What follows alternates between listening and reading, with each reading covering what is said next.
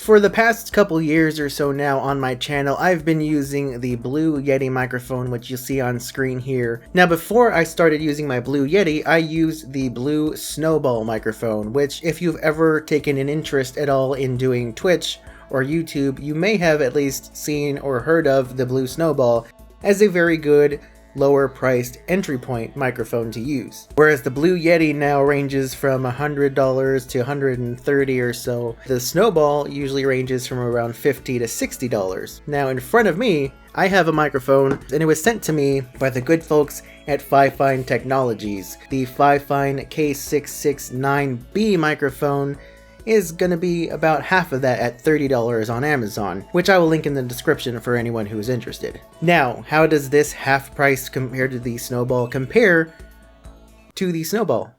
It's a heavy little sucker. So this is the microphone. Again, it's the K669 from Fifine Technologies. There's the logo right there. And as you can see, it has the volume knob, which is pretty smooth. It's not clicky. It's a nice, smooth little rolling knob. And you know, for being a $30 microphone, this feels really nice and premium. This is a metal body. And in here it is next to the Snowball, which as I mentioned is the popular contender amongst people starting out doing streams and YouTube.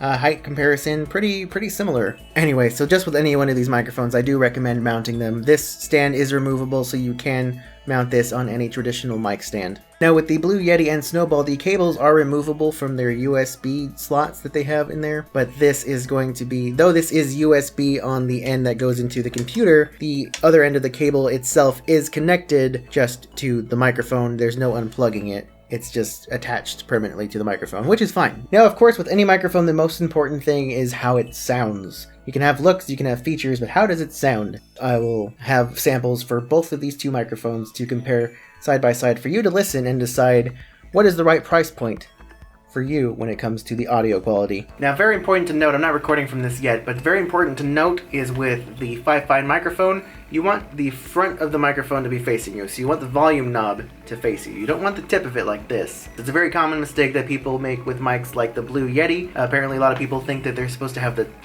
top of it go toward their mouth, but no, you want the front. You can actually see through it. I don't know if you can see it in the light here, but there's the microphone.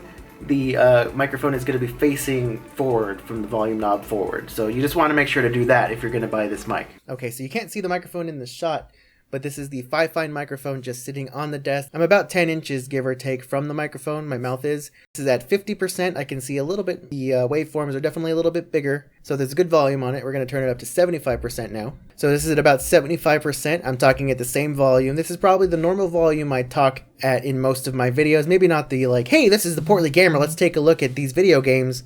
But the volume is about right for what I usually talk in. Because you do, you know, if you're doing YouTube or Twitch, you kind of want to talk a little bit louder. You don't want to be like, hey, guys, subscribe to my channel. You want to be a little bit louder, so just keep that in mind. So this is a pretty good volume. And then we're going to turn it up to 100%, and I can see the waveforms are a lot bigger, especially compared to before. 100% I'd say is about where the waveforms usually are at the same distance or so on the Blue Yeti. The Blue Yeti, which I usually have all the way down, it's a very sensitive microphone, I usually have it almost all the way down.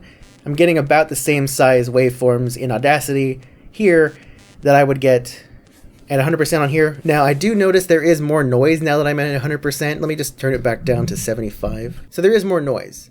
So you'll be able to hear that probably when I have it at the 100%. This room is pretty quiet. I do have this sound foam near me, which does help with some of the echo and whatnot a little bit. And then really the only noise, I don't have any fans on or anything. It's quiet. The room is closed up.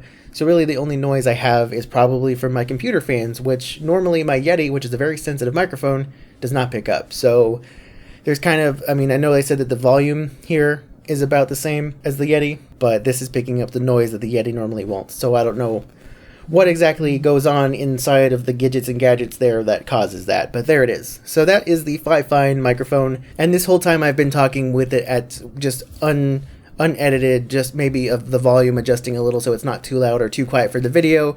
This is what it's going to sound like, just kind of plugging in and playing, and there you go. Now this is what the microphone sounds like with the effects that I normally use when I'm just doing any video that I do. So for a long time now I've been using these settings, tweaking them here and there depending on how the audio quality came out when I recorded for that particular video. Alright, now here I am sitting in front of the Blue Snowball. Again, there's no volume setting on the Snowball. I'm sitting the same distance. It's sitting on the desk just the way the Fifine mic was. And I'm looking at this waveform. Bruh, this thing really isn't, it's barely picking me up. I'm going to have to definitely bring that volume up in post, which is fine. But, you know, if you're using this for Twitch, this is probably a mic you're going to want to have closer to, like, probably going to want to have it closer to, like, up here.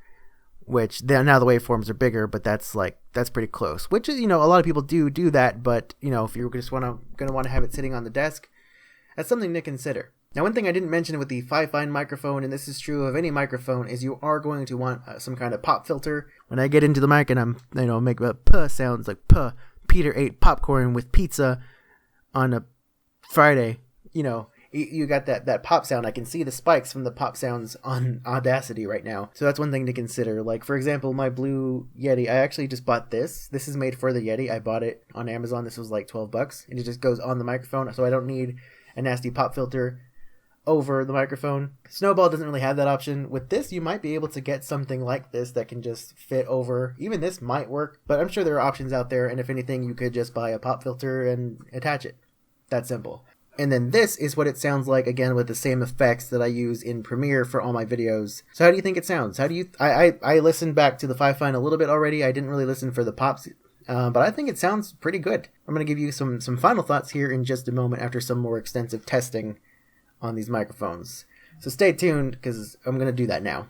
And so there is the Fifine K669B. Now I gotta say, I'm pretty dang impressed with this little microphone. $30 for this thing compared to the $60 or so that the Blue Snowball still retails for. Solid build quality, more compact, and sounds really good to me from what I've been listening to, just listening back and recording some other videos today. Does the Blue Snowball sound better to you?